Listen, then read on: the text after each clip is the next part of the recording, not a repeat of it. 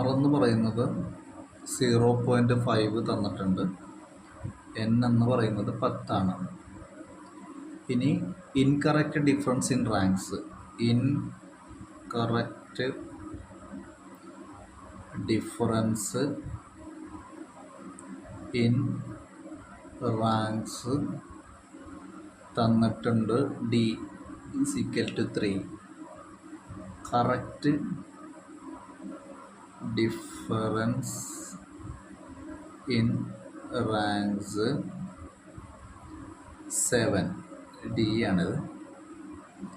അപ്പോൾ R എന്ന് പറയുമ്പോൾ 1 - 6 sigma D square by N cube minus N.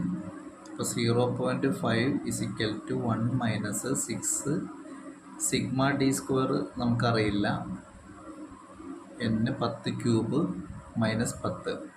അപ്പോൾ 0.5 പറയുന്നത് 1 - 6 sigma D square by 10 cube 1000 minus 10. അപ്പോൾ 0.5 എന്ന് പറയുന്നത് 1 - 6 സിഗ്മ D സ്ക്വയർ ബൈ 990. അപ്പോൾ നമ്മൾ അത് ക്രോസ് ചെയ്യുമ്പോഴേക്കും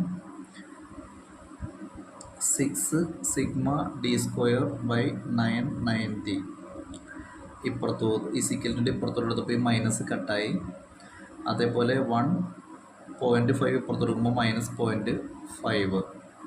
അപ്പോൾ എൻ്റെ ഉത്തരം 0.5.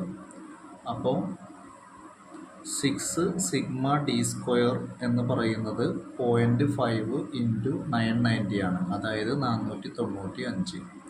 അപ്പോൾ ഇൻകറക്റ്റ്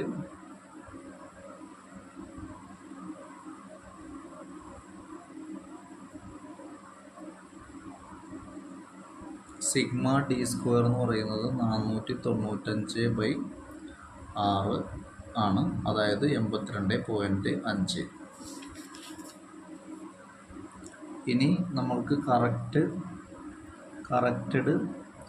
സിഗ്മ D സ്ക്വയർ, അതിൻ്റെ formula incorrect sigma D square minus square of wrong item plus square of correct item,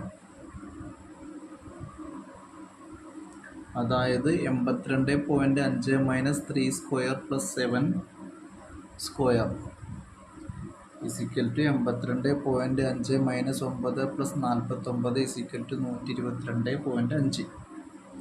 ഇനി കറക്റ്റ്